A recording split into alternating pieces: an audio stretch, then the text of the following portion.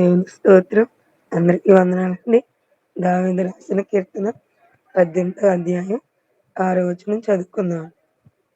నా శ్రమలో నేను యెహోవాకు మొరపెట్టితిని. నా దేవునికి ప్రార్థన చేసితిని. ఆయన తన ఆలయములో ఆలకించి నా ప్రార్థన అంగీకరించెను. నా మొర ఆయన సన్నిధిని చేరి ఆయన చెవులజొచ్చెను. దేవుడు తన పరిశుద్ధ వాక్యం దీవించునుగాక. ఆమేన్. వందనాలండి అందరికీ. ప్రభువైన యేసుక్రీస్తు నామంలో చిన్న ప్రార్థన చేసుకుని దేవుని వాక్యాన్ని ధ్యానించుకుందాం. మహిమగల తండ్రి, కృపామయుడా, నీ పాదాలకి స్తుతులు స్తోత్రాలు.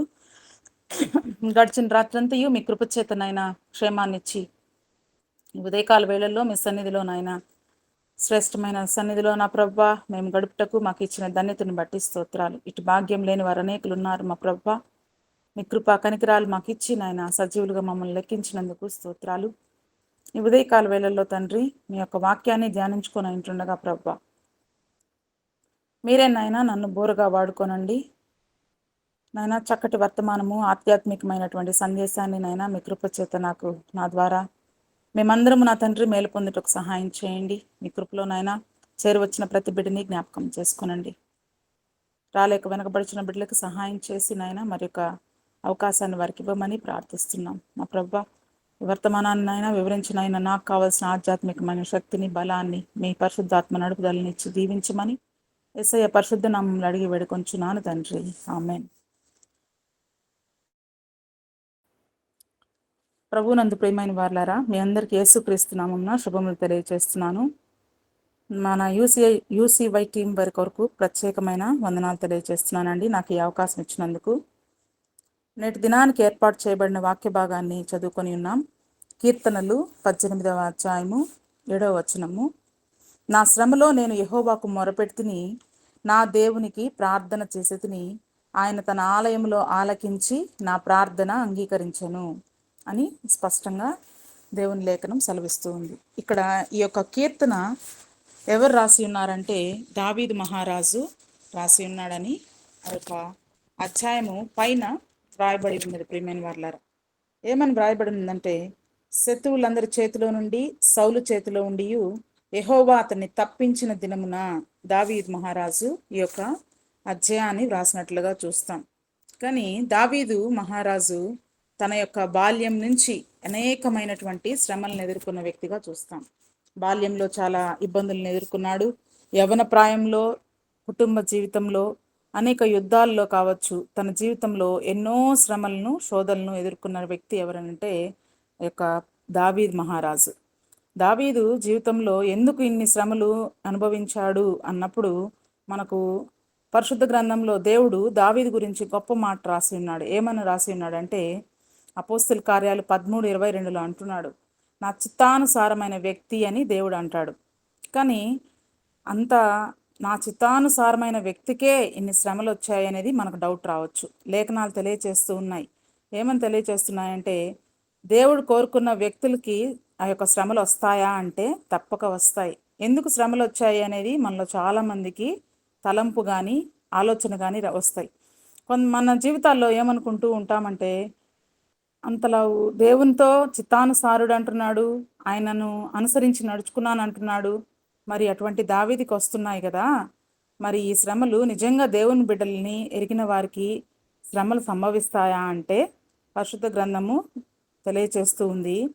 ఎవరికి శ్రమలు వస్తాయి అని అన్నప్పుడు మనుషుల్ని దేవుడు ఎందుకు పుట్టించాడు, ఎన్ని ప్రశ్నలకు సమాధానము మన గ్రంథంలోనే ఉన్నాయి.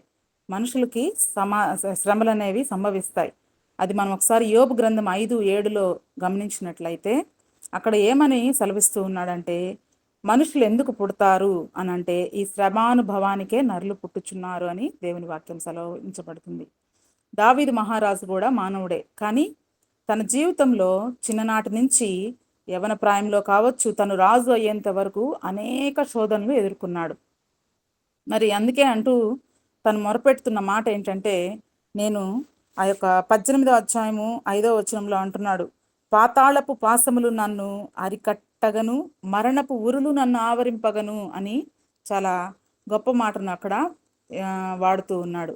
ఏమనంటే, అంటే అంత శ్రమలు నేను అనుభవిస్తూ కూడా ఎవరికి నేను ఇక్కడ ఈ శ్రమల్లో నేను ఎలా ఉన్నాను అని అంటే, నేను యెహోవాకు మొరపెట్టాను, నా దేవునికి ప్రార్థన చేశాను, ఆయన తన ఆలయంలో ఆలకించి నా ప్రార్థన అంగీకరించను అంటున్నాడు. కరెక్టే. ఇంతవరకు దావీదు మహారాజు తన శ్రమల గురించి మనము విన్నాం. కానీ ఈ శ్రమలు మనకు ఎందుకు వస్తాయి అనేది మొట్టమొదటి ప్రశ్న. మనం ఈ యొక్క ధ్యానాంశంలో నేర్చుకునేటువంటి 3 భాగాలు ఏంటంటే, ఈ యొక్క వచనం ద్వారా నేను మీకు ఒక 3 అంశాలు తెలియచేసి నా యొక్క వాక్య భాగాన్ని ముగిస్తాను. ప్రియమైన వారలారా, మొట్టమొదట శ్రమలు ఎందుకు వస్తాయి, మరి శ్రమలు వచ్చినప్పుడు మనము ఎవరిని ఆశ్రయించాలి, మరి శ్రమలు వెనక మనము ఏం పొందుకుంటాం, ఈ 3 అంశాలు నేర్చుకొని వాక్యాన్ని ముగిస్తాను. మరి దావీదు మహారాజు జీవితంలో అటు రీతిగా శ్రమలు అనుభవించాడు. ఆ శ్రమల ద్వారా తను ఏమి పొందుకున్నాడు, శ్రమల ద్వారా తను ఎటువంటి దీవెనలు పొందుకున్నాడా లేకపోతే శాపాలు తీసుకున్నాడా అనేది గమనించినప్పుడు, మొట్టమొదట మనకు మనమే ప్రశ్నించుకుంటే, లోకంలో మనం అనుకుంటూ ఉంటాం ఏమని, అవునండి మేము శ్రమలు లేకుండా ఉండాలి, ప్రతి ఒక్కరం కోరుకునేది ఏంటంటే ఎప్పుడు సంతోషంగా ఉండాలి, ఈ శ్రమలు ఎందుకు, శ్రమలు లేకపోతే చాలా బాగుంటుంది కదా మన జీవితాలని ప్రతి ఒక్కరు కోరుకునేది మనుషుల యొక్క కోరిక.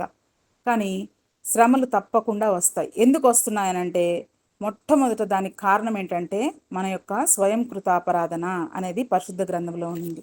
ఒకసారి ఇర్మియా గ్రంథము చూసినట్లయితే, పరిశుద్ధ గ్రంథంలో నుంచి ఇర్మియా గ్రంథము, ఈ వచనం క్లియర్గా ఒకసారి చదువుతాను. ప్రతి ఒక్కరూ తమ యొక్క బైబిల్స్ తీసి చూడండి. 2వ అధ్యాయము 19వ వచనము. నీ దేవుడైన యెహోవాను విసర్జించుటయు, నీకు నా ఎడల భయభక్తులు లేకుండాటయు బాధకును శ్రమకును కారణము అని అంటున్నాడు. అక్కడ ఏమని ఉందంటే క్లియర్గా, యెహోవాని విసర్జించుట అంటే నీ ప్రభువైన దేవుణ్ణి, అంటే మన యేసయ్యని మనం ఏం చేస్తున్నామంటే విసర్జిస్తూ ఉన్నాం. ఆయన యందు భయభక్తులు లేకుండా ఆ బాధలు అవన్నీ తెచ్చుకోవడానికి కారణం ఏంటంటే నువ్వు చేసేటువంటి తప్పులు, నీవు దేవునికి విధేయత చూపకపోవడం, భయభక్తులు నీ యందు లేకపోవడం అనేది ఆ యొక్క అధ్యాయంలో స్పష్టంగా దేవుని లేఖనాలు సెలవిస్తూ ఉన్నాయి.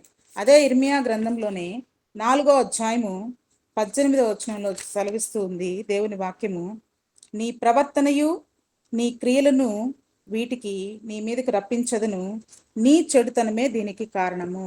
ప్రియమైన వారలారా, ఈ శ్రమలు మనకు ఎందుకు వస్తూ ఉన్నాయి, మనం ఒక్కొక్కసారి మనల్ని మనము దూషించుకుంటూ ఉంటాం. ఒక్కోసారి ఏమంటూ ఉంటామంటే, నేను ఎందుకు పుట్టాను, నాకే ఈ శ్రమలు ఎందుకు వచ్చాయి అనేది కొన్నిసార్లు దేవుణ్ణి కూడా మనం అంటూ ఉంటాం. దేవుడు అసలు ఉన్నాడా, దేవుడు ఉంటే నాకు ఈ శోధనలు ఎందుకు వచ్చాయి, ఈ శోధనలకు రావడానికి కారణం ఏంది అంటే నీవు చేసినటువంటి చెడుతనమే, నీ ప్రవర్తనే, నీవు ఏదైతే దేవునికి అయిష్టమైన కార్యాలు చేస్తున్నావో, దేవునికి వ్యతిరేకమైన నడవడిక నీలో ఉందో అవన్నీ కారణాలని దేవుని వాక్యం సెలవిస్తుంది స్పష్టంగా. కాబట్టి మనం చేసేటువంటి చెడుతనము, మనం చేసేటువంటి పాపము మొట్టమొదటి కారణమని గ్రహించాలి. దేవుణ్ణి మనము విడిచిపెడుతూ ఉంటాం.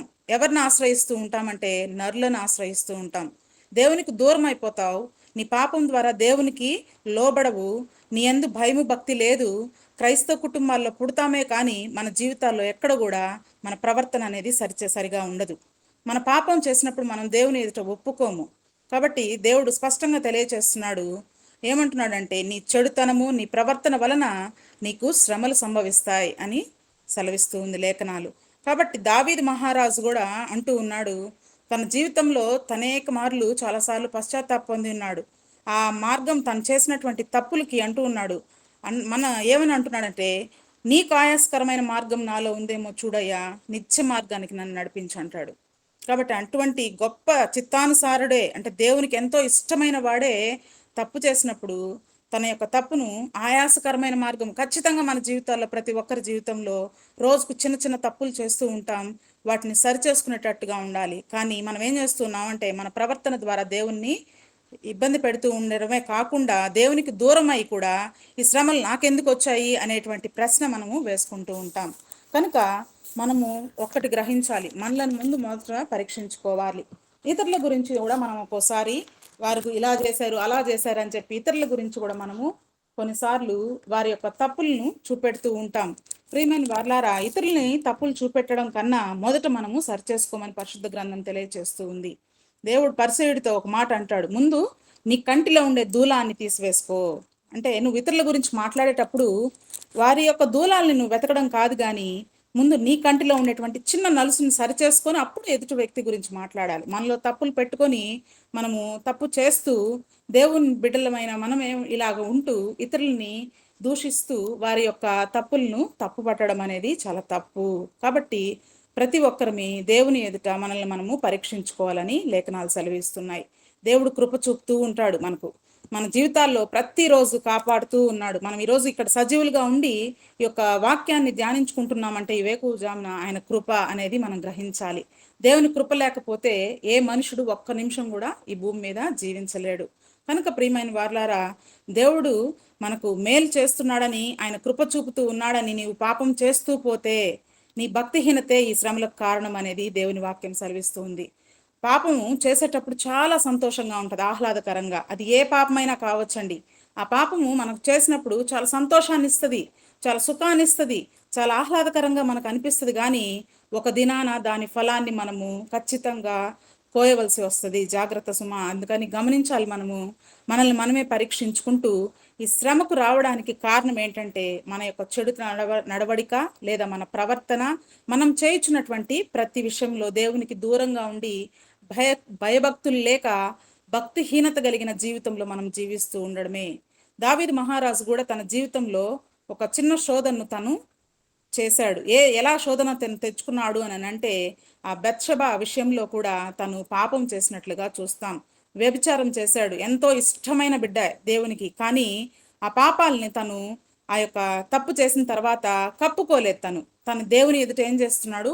ఒప్పుకుంటున్నాడు. కాబట్టి మన జీవితాల్లో కూడా మన యొక్క పాపాలను మనుషుల ఎదుట మనం ఒప్పుకోవాలని అవసరం లేదండి. వాళ్ళు చూస్తున్నారు, వీళ్ళు చూస్తున్నారు అని చెప్పి వాళ్ళ ఎదుట మనము పశ్చాత్తాపడడం, ప్రేయర్ చేయడం, ఇవన్నీ దేవుడు ఇష్టపడడు. మనం ఎవరి దగ్గర ఒప్పుకోవాలంటే మన ప్రభు అయిన యేసయ్య ఎదుట మన పాపాలను ప్రతిరోజు నువ్వు చేసిన ఇంతవరకు చేసిన పాపాన్ని గనక ఒప్పుకుంటే దేవుడు నిన్ను అత్యధిక స్థాయిలో ఉంచుతాడు. నీ పాపాలను క్షమించే దేవుడు మన దేవుడని దేవుని వాక్యాలు సెలవిస్తున్నాయి. మరి మన దేవుడు ఎటువంటి వాడు అని అంటే ఇన్ని పాపాలు చేస్తున్నా, కృప చూపుతున్నా, ఎంత దయామయుడో, ఎంత పాప క్షమాపణ గలవాడో తెలుసా? ఒక్కసారి గనక మనము ఆ యొక్క యోహాను సువార్త, మొదటి యోహాను పత్రిక 1వ అధ్యాయం 7-9లో చాలా స్పష్టంగా తెలియజేస్తుంది. మనము వాటిని ఒప్పుకుంటే దేవుడు మనల్ని ఏం చేస్తాడంటే, ఆయన ఎటువంటి వాడంటే నమ్మదగిన వాడు, నీతిమంతుడు గనుక మనల్ని పాపాలని క్షమించే దేవుడంట. ఎప్పుడు కూడా నీవు వాటిని కప్పుకోకూడదు. నువ్వు చేసిన ప్రతి పాపాన్ని విడిచిపెట్టాలా. ఒప్పుకుంటే గనక దేవుడు ఎటువంటి వాడంటే మన పాపాలని క్షమించగలిగినటువంటి నీతిమంతుడు, నమ్మదగిన దేవుడు. కాబట్టి మన జీవితాల్లో పాపాన్ని పెంచకూడదు, పోషించకూడదు. చిన్న పాపం చేసినా కూడా అది పాపమే, అది మరణానికి దారితీస్తుంది. కాబట్టి మన బైబిల్లో స్పష్టంగా ఉంది, పాపం వలన వచ్చు జీతము మరణము అంటున్నాడు. కాబట్టి నీవు చేసినటువంటి ప్రతి చెడుతనమే ఈ యొక్క శ్రమకు కారణం అనేది మనం గ్రహించాలి. కాబట్టి దావీదు కూడా తన అపరాధాన్ని బట్టి తను శ్రమ తెచ్చుకున్నాడు అనేది గ్రహించాలి. ఎలా అంటే తను చేసినటువంటి ఆ చిన్న పాపం వల్ల తన కుమారుని కోల్పోయాడు, అబ్షాలోంని, అమ్నోను కోల్పోయాడు. కాబట్టి ఎంతటి వారికైనట్టు కూడా దేవుని ఎదుట అన్నీయు పాపానికి సంబంధించి ఏ తప్పు చేసినా కూడా పనిష్మెంట్, శిక్ష అనేది తప్పక ఉంటుంది. కాబట్టి శ్రమకు కారణము ఇది అనేది మనం గ్రహించాలి. కనుక ప్రియులారా, మరి శ్రమలు వచ్చాయి మనం చేసినటువంటి అపరాధాల నిమిత్తమే. మరి శ్రమలు పోవాలి, ఎవరిని మనము ఆశ్రయించాలి ఈ శ్రమ వచ్చినప్పుడు అనేది గ్రహిస్తే, శ్రమ వచ్చినప్పుడు మనము ఏం చేయాలి అన్నప్పుడు దేవుని ఎదుట దేవుణ్ణి ఆశ్రయించాలి, అంటే ప్రార్థన చేయాలి, దేవుని దగ్గరకు వచ్చి మొరపెట్టాలి అనేది స్పష్టంగా తెలియజేస్తుంది లేఖన భాగం. మనము ఇప్పుడు చదువుకున్న వాక్యంలోనే దావీదు మహారాజు అంటున్నాడు, నా శ్రమలో నేను యెహోవాకు మొరపెట్టి తిని. మనము ఎవరికి మొరపెట్టాలండి? దేవునికి మొరపెట్టాలి. మొరపెట్టడం అంటేనే దేవుని దగ్గరకు వచ్చి ప్రార్థన చేయడము, ప్రార్థించాలి. ఎక్కడ ప్రార్థించాలంటే ఆయన సన్నిధికి వచ్చి ప్రార్థించాలి. ఆయన ఆలయంలోకి వచ్చి ప్రార్థించాడంట. దేవుడు దావీదు మనవిని ఆలకించాడని వాక్యం సెలవిస్తూ ఉంది. మరి ప్రార్థన చేసేవాళ్ళు మన బిడ్డలు వివేకులే, అవివేకులు కాదు. మనల్ని చూసి చాలా మంది అనుకుంటుంటారు, వీళ్ళు క్రిస్టియన్స్ అయ్యుండి ఊరికే పాటలు పాడుతా, వాక్యం చెప్పుకుంటా, హోల్ నైట్ ప్రేయర్స్ చేస్తారు. ఇవన్నీ మనకు లోక సంబంధంగా అనేకము వింటూ ఉంటాం. కానీ మన జీవితాల్లో ప్రియమైన వాళ్ళరా మనం చేసేది వివేకమైన పని అనేది గ్రహించాలి. దేవుడు కూడా మనకు చెప్తూ ఉన్నాడు. ఏమని చెప్తున్నాడంటే, మీరు శోధనలోకి ప్రవేశించకుండానట్లు మెలకువగా ఉండి ప్రార్థన చేయమంటున్నాడు. మన జీవితాల్లో కావాల్సింది మొట్టమొదట ఒక విశ్వాసికి ఎంతో విశ్వాసంలో బలపడుటకు లేదా ఆధ్యాత్మికంగా ఎదగాలన్నప్పుడు వారికి కావాల్సింది ఏంటంటే ప్రార్థనా జీవితం. కనుక ప్రియులారా, నా శ్రమలో నేను దేవునికి మొరపెట్టాను అంటున్నాడు. కాబట్టి అదే అధ్యాయంలో అంటున్నాడు, నా బలమా అంటున్నాడు. అంటే ఆయన ఎవరిని ఆశ్రయిస్తున్నాడు? ఆశ్రయదుర్గం ఎవరంటే మన యేసయ్యే. నా బలం ఎవరు అంటే నా యేసయ్యే. ఈ యొక్క దావీదుకు కూడా తనకి అన్నీ ఉన్నాయి, ఆస్తిపాస్తులు ఉన్నాయి, తనకి రథములు ఉన్నాయి, తన యొక్క స్నేహితులు ఉన్నారు, అంత సంపద ఉంది, తనకు భార్యలు ఉన్నారు, అన్నీ ఉన్నాయి. కానీ అన్ని శ్రమలు వచ్చినప్పుడు వారిని ఎవ్వరి దగ్గరికి వెళ్ళలేదు. కానీ దావీదు మహారాజు ఎక్కడికి వచ్చాడంటే దేవుణ్ణి ఆశ్రయించాడు, దేవునికి మొరపెడుతున్నాడు, దేవునికి ప్రార్థన చేస్తున్నట్టుగా చూస్తాం. మరి కొంతమందికి డౌట్ రావచ్చు, దేవుని ఆలయంలోకి వచ్చి ప్రార్థించానని ఆ వాక్యంలో ఉంది. దేవుని ఆలయంలోకే వచ్చి మొరపెడితేనే సమస్యలు పోతాయా, ఈ శోధన నుంచి మనం విడిపించబడతామా అనేటువంటి ప్రశ్న మనలో రావచ్చు. గమనిస్తే ప్రియులారా, దేవుని ఆలయంలోకి వచ్చి ప్రార్థన చేయడం అనేది శ్రేష్టమైన భాగ్యం. అక్కడికి వస్తే తప్పక పరిష్కారం అనేది దొరుకుతుంది. మన బైబిల్లో అనేక చోట్ల అనేక విధాలుగా ఏ స్థలంలో అయినా నువ్వు ప్రార్థిస్తే దేవుని సన్నిధి ఉంటుంది. కానీ కొన్నిసార్లు కొన్ని ప్లేసెస్ని దేవుడే మనుషం చేస్తున్నాడు. టైమింగ్స్ కూడా, ఇప్పుడు వేకుజామున ప్రార్థన, జాము ప్రార్థన, యేసయ్య కూడా ప్రార్థన చేసేవాడు. చీకటిలోనే తను ప్రార్థన చేసినట్లుగా చూస్తాం. కాబట్టి ప్రార్థన చేసే స్థలాలు ఏమైనప్పటికీ కూడా ఆలయంలో ప్రార్థించడం అనేది శ్రేష్టమైన ధన్యత. అంటే అనేక మంది విశ్వాసులు కలిగి అనేక మంది కూడి దేవుని నామంలో మొరపెడితే దేవుని సన్నిధి వారి దగ్గర తోడుగా ఉండి వారికి ఉన్నటువంటి శోధన నుండి విడిపించబడతామని వాక్యం సెలవిస్తుంది. మన పరిశుద్ధ గ్రంథంలో అనేక మంది అనేక స్థలాల్లో ప్రార్థన చేస్తున్నారు. పాత నిబంధనలో చూస్తే కనుక మోషే గారు కొండ ఎక్కి అక్కడ ప్రేయర్ చేశాడు. యేసయ్య గెత్సెమనే తోటలో ప్రార్థన చేశాడు. ఇస్సాకు పొలంలో ప్రార్థన చేశాడు. యెహోషువ గారు యుద్ధ భూమిలో ప్రార్థన చేశారు. పౌలు శీలని గమనిస్తే చెరసాలలో ఉండి ప్రార్థన చేశారు. యోనా చూస్తే కనుక యోనా తన చేప కడుపులో తనకు వచ్చిన దాన్ని బట్టి అక్కడి నుంచే ప్రార్థన చేశాడు. ప్రార్థన అనేది ఏ స్థలం అనేది కాదు, కానీ ప్రార్థన చేయడానికి అక్కడ ఏమి కూడా ఈ టవర్స్ ఇప్పుడు మనకున్నాయి కదా, సిగ్నల్స్. ఇప్పుడు సిగ్నల్ లేకపోతే మనం ఇతరులతో ఫోన్ మాట్లాడలేం. ఇతరులతో పక్కన వాళ్ళతో మనం పోవాలి, వాళ్ళతో ఫోన్ కాంటాక్ట్ అవ్వాలంటే మనకు ఈ యొక్క ఫోన్ కాల్ వెళ్ళడానికి సిగ్నల్ అనేది చాలా అవసరం. కానీ దేవునికి మనకు బెస్ట్ సిగ్నల్స్ ఇవన్నీ మనకు అవసరం లేదు. ఒక ప్రార్థన మనం ఇక్కడి నుంచి ఒక విశ్వాస చేస్తే పరలోకంలో ఆయన సన్నిధికి చేరుతుంది. అది ఎక్కడ ఏ స్థలంలో నీవు కూర్చొని మోకాళ్ళు నీ ప్రార్థన చేస్తావో తప్పక దేవుడు ప్రార్థన అంగీకరించే దేవుడు. దేవుణ్ణి ఎవరైతే ఆశ్రయిస్తారో ఆ నరులకు క్షేమం ఉంటుంది. కాబట్టి ఎవరైతే దేవుని యందు దేవుని దగ్గరకు వచ్చి ఆయన ఆశ్రయిస్తారో ఆశ్రయించు నరుడు ధన్యుడు అని దేవుని లేఖనాలు సెలవిస్తూ ఉన్నాయి. దేవుని సన్నిధిలో గనుక మనము కూడి ప్రార్థన చేసినప్పుడు దేవుడు తప్పక ఆలకిస్తాడు. మన జీవితాల్లో మొట్టమొదట కావాల్సింది పర్సనల్ ప్రేయర్ కావాలి.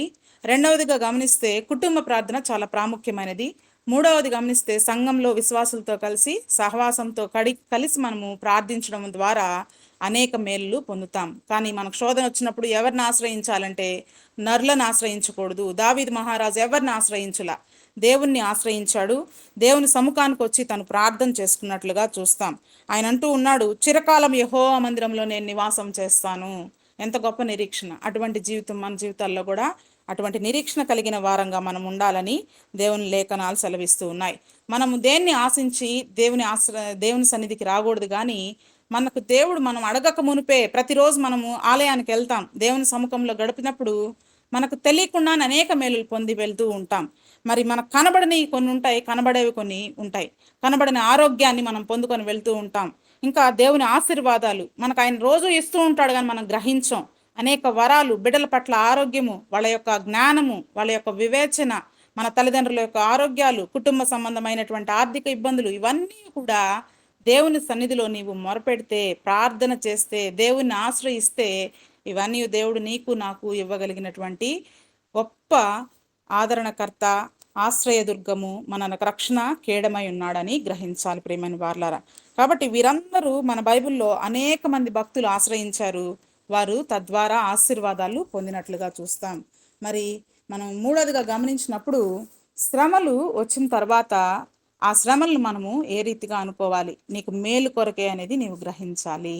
మూడవదిగా గమనిస్తే, ఈ శ్రమలు వస్తాయి కదా, ఈ శ్రమలు వచ్చినప్పుడు ప్రతిసారి మనము ఒకటి అనుకోవాలి. ఏమనుకోవాలంటే, ఇవి నా మేలు కొరకే వస్తూ ఉన్నాయనేటువంటిది గ్రహించాలి. ఒకసారి కనుక కీర్తనల గ్రంథము 119వ అధ్యాయం చూసినట్లయితే, 119వ అధ్యాయంలో ఒక శ్రేష్టమైన మాట దేవుని వాక్యము చదువుకుందాం. 119వ అధ్యాయము 71వ వచనంలో ఒక చక్కని మాట ఉంది. దావీదు మహారాజు అంటున్నాడు, నేను నీ కట్టడలను నేర్చుకొనున్నట్లు శ్రమ నొంది ఇండుట నాకు మేలాయను. ఏమంటున్నాడండి? శ్రమ నొంది ఇండుట నాకు మేలాయను. కాబట్టి మేలాయను, ఈ శ్రమలు ఎందుకు వస్తున్నాయి అన్నప్పుడు, ఎవరైతే ఈ శ్రమలను ఓర్చుకుంటారో, ఎవరు ఈ శ్రమల్ని ఓర్పుతో ఎదుర్కోగలుగుతారో, ఎవరైతే దేవుణ్ణి శ్రమల్లో స్తుతించగలుగుతారో, ఎవరైతే శ్రమల్లో దేవుణ్ణి ఆనుకుంటారో, అటువంటి బిడ్డలకి ఎలాంటి ఆశీర్వాదాలు అనంట, మేలు, నాకు మేలు చేస్తున్నాడు నా దేవుడు అనేటువంటిది గ్రహించాలి. గమనిస్తున్నప్పుడు మన పరిశుద్ధ గ్రంథంలో అనేక మంది దేవుణ్ణి ఆశ్రయించడము, ఈ శ్రమల ద్వారా వారు ఏం పొందుకున్నారనంటే మేలు పొందుకున్న వారు అనేకులు ఉన్నారు. వారిలో ఒక ఇద్దరు వ్యక్తుల గురించి నేను తెలియచేస్తాను. మొట్టమొదట మనం గమనించినప్పుడు పాత నిబంధన గ్రంథంలో యోసేపు మనకు అందరికీ బాగా తెలుసు. యోసేపు మనకు తెలుసండి. యోసేపు ఎన్నో శ్రమలు తన జీవితంలో ఎదుర్కొన్నాడు. ఏ రీతిగా ఎదుర్కొన్నాడంటే, మొట్టమొదట తన జీవితంలో తన యొక్క రక్త సంబంధులకు సహోదరులు ఉన్నారు, అన్నదమ్ములు ఏం చేశారండి? తన యొక్క జీవితాన్ని వారు ఈ యొక్క చిన్నవాడైనటువంటి ఈ యోసేపు వాళ్ళ తండ్రికి ఎంతో ఇష్టడు అనమాట. అటువంటి ఇష్టమైన బిడ్డను ఏం చేస్తారంటే, వాళ్ళు తండ్రి ప్రేమించే బిడ్డను ఏం చేస్తారు, వాళ్ళు ఐగుప్తు దేశానికి అమ్మేస్తారు. ఎందుకు అమ్మేస్తున్నారు వాళ్ళు, ఎట్లా జరిగింది అనేది ఒకసారి ఆది కాండము 39వ అధ్యాయంలో స్పష్టంగా వ్రాయబడి ఉంటాయి. తన సొంత సహోదరులు ఏమేం చేశారు అని అంటే, ఆ యొక్క యోసేపుని అమ్మేశారనమాట. తనకున్నటువంటి ఆ కక్ష ద్వారా వాళ్ళు ఓర్చుకోలేక 37వ అధ్యాయంలో ఉంటుంది, వాళ్ళు దురాలోచన చేసి చంపాలనుకున్నారు మొట్టమొదట ఆ సహోదరులు. ఈ తమ్ముడు మనకు వద్దు అన్నప్పుడు, ఒరే చంపకూడదురా మనం అని చెప్పేసి వాళ్ళు ఏం చేస్తారంటే ఆ యొక్క గుంటలో పడేస్తారు. ఒక గుంటలో పడేసేసి 37వ అధ్యాయం 22లో ఉంటుంది, హాని చేయకుండా అడవిలో ఉన్న ఈ గుంటలో అతన్ని పడద్రోయుడని వారితో చెప్పెను. యోసేపు తన సహోదరులు యొద్దకు వచ్చినప్పుడు వారు యోసేపు అంగిని తొడుక్కొని ఉండదాన్ని, విచిత్రమైన నిలువుటంగిని తీసివేసి అతన్ని పట్టుకొని ఆ గుంటలో పడద్రోసిరి. ఆ గుంట వట్టిది, అందులో నీళ్లు లేవు. ఆ గుంటలో పడద్రోశారు. కానీ కొంతమంది వర్తకులు అటు నుంచి వస్తూ ఉన్నప్పుడు వాళ్ళకి ఏం చేస్తారంటే, ఒరే మన రక్త సంబంధికి వర్తకులకి మిద్యానీయులకి అమ్మేస్తారు. అమ్మేసి ఎంత అంటే 20 తులములకి ఆ వెండికి ఈ యోసేపుని ఐగుప్తుకి అమ్మేసినట్లుగా చూస్తాం. మరి యోసేపును అమ్మేశారంటే తన సహోదరులే తనను ఎంతగానో ప్రేమించిన వాడు, వాళ్ళ సహోదరులు అంటే ఎంతో ఇష్టం. కానీ అటువంటి శ్రమను ఎదుర్కొన్నాడు చిన్నతనంలోనే యోసేపు. మరి అమ్మేసిన తర్వాత తను ఐగుప్తు ప్రాంతానికి వెళ్తాడు. అక్కడ క్షేమం ఉందా అని అంటే, తను ఎక్కడ నివసిస్తాడంటే ఫరో దగ్గరకు చేరుతాడనమాట. ఇక్కడ పోతీఫర్ అని ఒక ఐగుప్తుడు అక్కడ అతన్ని తీసుకొని పోయి, ఇతన్ని నేను వీళ్ళ దగ్గర కొనుక్కున్నానండి అని చెప్పినప్పుడు ఆ యోసేపు గురించి దేవుడు ఎంత మంచి మాట రాయబడి ఉంటాడంటే, యోసేపు ఎక్కడికి పోయినా కూడా యోసేపుకి ఎవరు తోడుగా ఉన్నాడంటే, చూడండి 39వ అధ్యాయము 2వ వచనంలో చూద్దాం. యెహోవా యోసేపుకు తోడైండెను గనుక అతడు వర్ధిల్లుతూ తన యజమానుడు అయిన ఆ ఐగుప్తుని ఇంట ఉండెను. దేవుడు విడిచిపెట్టే దేవుడు కాదు. ఎందుకంటే దేవుని ఆశ్రయించిన నరుడు ధన్యుడు అని సెలవిస్తున్నాయి వాక్యం. కాబట్టి యోసేపు జీవితంలో ఇటు శ్రమ వచ్చింది, అమ్మేసిన తర్వాత ఆ యొక్క రాజు చెంతకు చేరాడు. కానీ అక్కడ కూడా ఒక చిన్న శోధనను ఎదుర్కొన్నట్లుగా చూస్తాం. ఆ యొక్క ఫరో భార్య తనతో తప్పు చేయమని తను అంటుందన్నమాట. అయినప్పుడు ఆ యొక్క యోసేపు అంటాడు, నాకు వీటంతటి కలిగిన సమస్తం నా యజమానుడు తనకు కలిగిన అన్ని నాకు అప్పగించానమ్మా, కానీ నిన్ను తప్ప నేను అందుకని ఇటువంటి పాపాన్ని కట్టుకొందును అని చెప్పి 9వ వచనంలో క్లియర్గా రాసి ఉంటుంది. అదే అధ్యాయం 39వ అధ్యాయము ఆది కాండము 9వ వచనంలో, నీవు అతన్ని భార్యవైనందున నిన్ను తప్ప మరి దేనిని నాకు అప్పగింపై ఉండలేదు, కాబట్టి నేనెట్లు ఇంత ఘోరమైన దుష్కార్యము చేసి దేవునికి విరోధంగా పాపము కట్టుకొందును అని తన యజమానుని భార్యతో అంటాడనమాట. అంటే ఫరో రాజు. ఫరో రాజు యొక్క భార్యతో ఈ యొక్క యోసేపు అంటున్నాడు. అక్కడ కూడా సమస్యను శోధనను ఎదుర్కొన్నాడు. మరి శోధన ఎదుర్కొన్నాడు. ఈ సమస్యలు రెండు ఈ యొక్క ఎవరికి వచ్చాయి? యోసేపుకి వచ్చాయి. తర్వాత దేవుడు ఏం చేస్తాడంటే ఈ యోసేపును అత్యధికమైనటువంటి ఉన్నత స్థానంలో ఏ రీతిగా ఆశీర్వదించాడో చూద్దామండి. తర్వాత ఆ కోపం వచ్చినప్పుడు ఫరో రాజు ఏం చేస్తాడంటే తన భార్య కదా చెప్పింది, కంప్లైంట్ ఇచ్చినప్పుడు తనను జైల్లో వేస్తాడు. జైల్లో వేసినప్పుడు అధికారులకు కూడా అక్కడ దేవుడు అతని పట్ల కటాక్షం కలుగజేస్తాడు యోసేపుకి. సో యోసేపు తర్వాత ఎంత ఉన్నత స్థితికి దేవుడు ఆశీర్వదించి ఇచ్చాడు అని అంటే అదే యొక్క శ్రమలో దేవుడు అతనికి తోడై ఉన్నదే కాకుండా ఆ శ్రమను ఓర్చుకున్నాడు. కాబట్టి నాకు మేలాయనని దావీదు మహారాజు ఏ రీతిగా అయితే తన యొక్క జీవితంలో అన్నాడో ఆ రీతిగా తన యొక్క యోసేపు జీవితంలో కూడా ఆ మేలులు పొందుకున్నట్లుగా చూస్తాం. ఏదైతే తన ఐగుప్తు దేశానికి అమ్మబడ్డాడో దానికి అంతటికీ ఆ ధాన్యాగారము తనకుండేటువంటి మొత్తం ఫరో రాజుకుండేటువంటి సమస్తానికి అధికారి అయ్యాడు. మంచి ఉన్నతమైన రాజు స్థితిని అధిరోహించాడు. లాస్ట్లో చివరిలో 50వ అధ్యాయంలో గమనిస్తే గనుక ప్రియులారా, ఆదికాండము అక్కడ అంటూ ఉన్నాడు, మీరు 20వ వచనం, మీరు నాకు కీడు చేయ ఉద్దేశించితిరి కానీ నేటి దినమున జరుగునట్లు అనుగా బహుజ ప్రజలను బ్రతికించున్నట్లు అది మేలుకే దేవుడు ఉద్దేశించను. చూడండి, దేవుడిచ్చినటువంటి ఆశీర్వాదాలు ఇలా ఉంటాయి. మనుషులైతే మనము కొంచెం చూడంగానే వాడు మేలు చేశాడంటే అదొక సంతోషపడతాము. కొన్ని శ్రమలు వచ్చినప్పుడు వాళ్ళు మనల్ని దూషించారనుకోండి, వాళ్ళని చూసి మనము వాళ్ళ గురించి నెగిటివ్గా అనుకుంటాం. మన దేవుడు మనల్ని విడిచిపెట్టాడు. ఎటువంటి దేవుడు అని అంటే యోసేపు జీవితంలో శోధనలు వచ్చాయి. ఆ శోధనలను ఓర్చుకున్నాడు గనక ఆ ఓర్పు ద్వారా తన జీవితాల్లో మేలును పొందాడు. అది ఎందుకని మేలు పొందాడంటే దేవుడు ఎట్టి రీతిగా యోసేపును ఆశీర్వదించాడంటే అనేక జనాలకు అనేక జనములు ఆయన క్రింద బ్రతుకున్నట్లుగా. కరువు వస్తుంది తర్వాత, ఆ యొక్క ఐగుప్తులో కరువు వచ్చినప్పుడు ధాన్యం అంతా సమకూర్చబడుతుంది. మరి ఈ యొక్క అన్నదమ్ములు ఎవరైతే అమ్మారో వారే ధాన్యాన్ని కొనుక్కోవడానికి ఎవరి దగ్గరికి వస్తారంటే యోసేపు దగ్గరికే వస్తారు. యోసేపు దగ్గర ఆ ధాన్యాన్ని వాళ్ళ తండ్రి, వాళ్ళ తమ్ముళ్ళు, అన్నదమ్ములు, పిల్లలు వాళ్ళందరూ అక్కడే ఉంటారు, కొనుక్కుంటారు.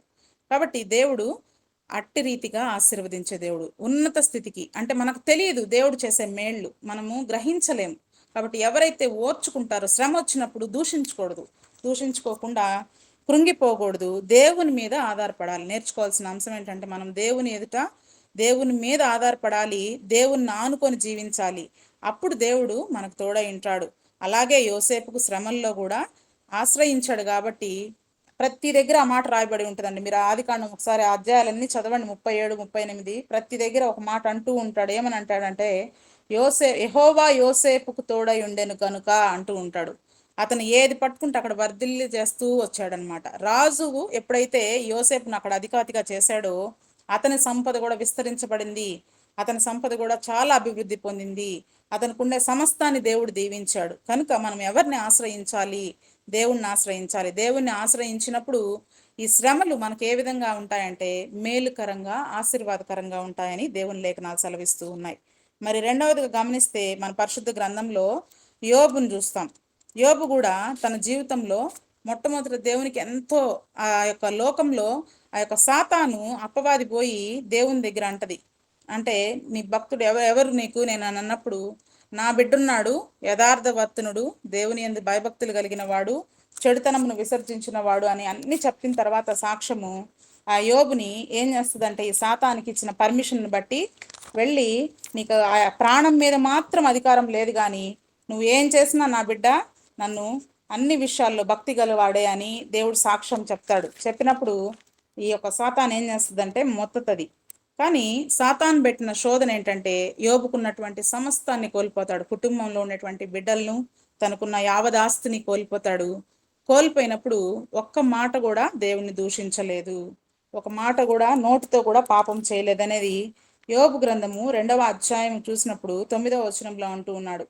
ఏ విషయం అందైనను యోబు నోటి మాటతోనైనను పాపం చేయలేదు. కాబట్టి మనమైతే మానవులు ఏం చేస్తాము, సహజంగా మనకు ఏదైనా కనుక మొత్తం కోల్పోయామనుకోండి, మన సొంత రక్త సంబంధికుల్ని, మన బంధువుల్ని, మన కుటుంబంలో శోధనలు, ఆర్థిక ఇబ్బందులు ఇవన్నీ ఒకేసారి వచ్చేసాయి, మనకి ఎవ్వరు నిస్సహాయాలం అయిపోయాం. అప్పుడు ఏం చేస్తామంటే వెంటనే కోపం వచ్చేస్తుంది. ఏంది నా జీవితము, నాకెందుకు ఈ శోధన, నేను ఎందుకు బ్రతకాలి, ఈ ప్రశ్నలు మనలో సహజంగా వస్తాయి నరులకి కదా. యోబు మానవుడైనప్పటికీ ఒక్క నోటి మాటతో కూడా పాపం చేయలేదంట. అందుకే యథార్థవర్తనుడును, నీతిమంతుడును, దేవుని యందు భయభక్తులు కలిగిన వాడును, చెడుతనమును విసర్జించిన వాడు అనే సాక్ష్యాన్ని దేవుని ద్వారా పొందాడు. మరి అంత శ్రమలు వచ్చాయి. తర్వాత ఈ యొక్క అపవాది అక్కడికి ఊరుకోకుండా తను ఏం చేసింది, అదే అధ్యాయంలో 2వ అధ్యాయము తన్ను ఏ రీతిగా బాధ పెట్టిందో చూడండి. అపవాది యెహోవా సన్నిధి నుండి బయలువెళ్ళి అరికాలు మొదలుకొని నడినెత్తి వరకు బాధగల కురుపులతో యోబును మొత్తెను. 7వ వచనం.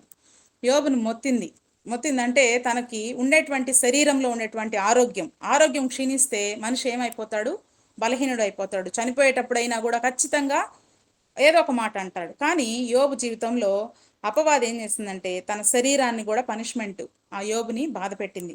మరి అటువంటి బాధను అనుభవిస్తూ కూడా ఏమంటూ ఉన్నాడు యోబు అని గమనిస్తే కనుక ప్రియులారా, యెహోవా నామాన్ని స్తుతిస్తూ ఉన్నాడు. అట్టి నిరీక్షణ మనకు కూడా ఉండాలి. దేవుని నామాన్ని స్తుతించాడంట. చూడండి 1వ అధ్యాయం యోబు గ్రంథము ఆ యొక్క 21వ వచనంలో అన్ని కోల్పోయినప్పటికీ ఏమంటున్నాడంటే, యెహోవా ఇచ్చెను, యెహోవా తీసుకొని పోయాను, యెహోవా నామమునకు స్తుతి కలుగుగాక. ఈ సంగతులలో ఏ విషయమందును యోబు ఏ పాపమును చేయలేదు. కాబట్టి మనం కూడా ఏ రీతిగా ఉండాలంటే ప్రతిదీ దేవుడు ఇచ్చాడు, మనకు ఏదన్నా జరిగినా అంతా మన మేలు కొరకే అనేది మనం గ్రహించాలి.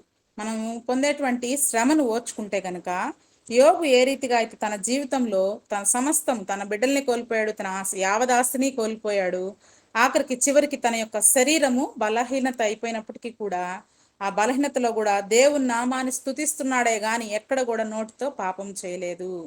కాబట్టి తన జీవితాన్ని అంత శ్రమలో ఉన్నప్పుడు కూడా దేవుని నామాన్ని దూషించినటువంటి ఆ యొక్క యోబును దేవుడు తర్వాత ఆ శ్రమ నుంచి తప్పించి ఎటు రీతిగా ఆశీర్వదించాడు, రెట్టింపుగా దీవించాడు అనేది మనం చూస్తాం. పరిశుద్ధ గ్రంథంలో అదే యోబు గ్రంథము ఆ యొక్క అధ్యాయం, నేను చివరి అధ్యాయంలో దేవుడు చక్కటి మాట దేవును ఆయా ఏ రీతిగా రెండింతల ఆశీర్వాదాన్ని యోబుకి ఇచ్చినట్లుగా చూద్దాము. 42వ అధ్యాయము 12వ వచనం. యెహోవా యోబును మొదట ఆశీర్వదించినదంతకంటేను మరి అధికముగా ఆశీర్వదించెను. అధికముగా, మామూలుగా కాదండి, అధికంగా రెట్టింపు దీవెన దేవుడు దయచేశాడు. ఎడ్లనిచ్చాడు, ఒంటెలనిచ్చాడు, వాటి యావదాస్తిని దేవుడు దీవించి రెట్టింపుగా ఇచ్చాడు. మరి వారి బిడ్డల్ని ఏ రీతిగా ఇచ్చాడు అనంటే అతనికి 7 కుమారులను 3 కుమార్తెలను కలిగిరి. మరి తిరిగి సంతానాన్ని దేవుడు దయచేశాడు. భార్య కూడా తన జీవితంలో ఒక శోధనగా మాట్లాడిందనమాట. నువ్వు ఈ యొక్క కురుపులతో బాధపడుతూ ఉన్నావు కానీ నువ్వు మరణం కమ్మని శోధిస్తుంది, భార్య కూడా దూషిస్తుంది. కానీ అటువంటి స్థితిలో కూడా ఏమి దేవుని నామాన్ని ఒక్క మాట కూడా ఆ యొక్క యోబు మాట్లాడలా. మరణం కమ్మంటది. తన యొక్క జీవితంలో ఎన్నో మాటలు మనం మాట్లాడుతూ ఉంటాం. భార్యలు కూడా కొన్నిసార్లు దూషిస్తూ ఉంటారు. కానీ వాటి అన్నిటిలో మనం ఏం చేయాలంటే ఓర్చుకొని దేవుని ఎదుట ముందుకు కొనసాగుతూ వెళ్ళాలి. వాళ్ళని గద్దించాలి. మనం ఎవరైనా ఇతరులు కనుక దేవుని మాటల గురించి మనల్ని వ్యతిరేకంగా మాట్లాడినప్పుడు దేవుని వాక్యం ద్వారా గద్దించాలి. మనం ఈ లోక సంబంధమైన మాటలు మాట్లాడడం కన్నా దేవుని వాక్యాన్ని వారికి బోధించి తద్వారా వారిని గద్దించాలి తప్పు చేస్తున్నప్పుడు. కనుక ప్రియులారా, మనం శోధనలు అనేది ప్రతి ఒక్కరికి వస్తాయి. శోధనలు సహించువాడు ధన్యుడు. ఎవరైతే ఓర్పు కలిగిన వారు శోధనను సహిస్తారో అటు బిడ్డలను దేవుడు ఏం చేస్తాడు, దీవిస్తాడు. మరి ఈ శోధనా కాలంలో మనం ఎవరిని ఆశ్రయించాలి, దేవుణ్ణి ఆశ్రయించాలి. మరి దేవుణ్ణి ఆశ్రయిస్తాము, మరి శోధనలో సహిస్తే, ఓర్చుకుంటే మనకి ఏం కలుగుతుంది అని అంటే అవన్నీ మన మేలుకే జరుగుతాయని దేవుడు లేఖనాలు సెలవిస్తూ ఉన్నాయి ప్రియమైన వాళ్ళారా. కాబట్టి శ్రమలను సహించిన దావీదు మహారాజు గొప్ప వ్యక్తిగా దేవుడు దీవించాడు. యోసేపును దేవుడు దీవించాడు. తర్వాత తన యొక్క జీవితంలో యోబు తన యావదాస్తిని, తన కుటుంబాన్ని కోల్పోయినప్పుడు కూడా దేవుడు రెట్టింపు దీవెనలతో తనను ఉన్నత స్థితికి ఉంచాడు. కాబట్టి ఆ యొక్క దావీదు మహారాజు చెప్పినటువంటి మాట, నా శ్రమలో నేను యెహోవాకు మొరపెట్టిని, నా దేవునికి ప్రార్థన చేసి తిని. కనుక మన విశ్వాస జీవితంలో కావాల్సింది ఏంటంటే దేవునికి మొరపెట్టాలి, దేవుణ్ణి ఆశ్రయించాలి. ఆ ప్రార్థన దేవుడు అంగీకరించి మన శ్రమల్లో మనకు ఎటువంటి వాడంటే నమ్ముకొన్న ఆశ్రయదుర్గము మన దేవుడు. కాబట్టి అట్టి జీవితం మనం పొందుకొని ఉండాలంటే ఈ శ్రమలను సహించాలి. ఈ శ్రమను సహించడం ద్వారా మన జీవితాల్లో అవన్నీ మన మేలుకే అనేది గ్రహించాలి. అట్టి ధన్యత, అట్టి జీవితాన్ని మనందరం పొందుకోవాలని కోరుకుంటూ ఈ లేఖన భాగాల్ని దేవుడు దీవించి ఆశీర్వదించునుగాక. Thank you sir.